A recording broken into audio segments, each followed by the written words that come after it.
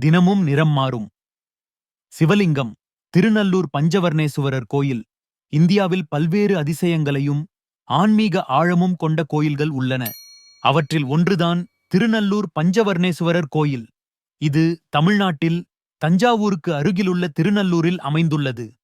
தென்னிந்திய ஆன்மீக மரபின் அற்புதக் காட்சியாக திகழும் திருநல்லூர் இங்கேதான் அதிசயங்களை அள்ளிக் கொடுக்கிறார். பஞ்சவர்ணேசுவரர்.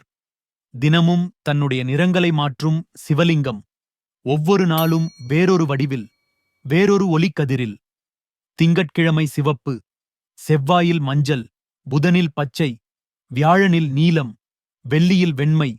இது வல்லமை கொண்ட பஞ்சவர்ணேசுவரரின் திருவருள் அல்லாமல் வேறேன.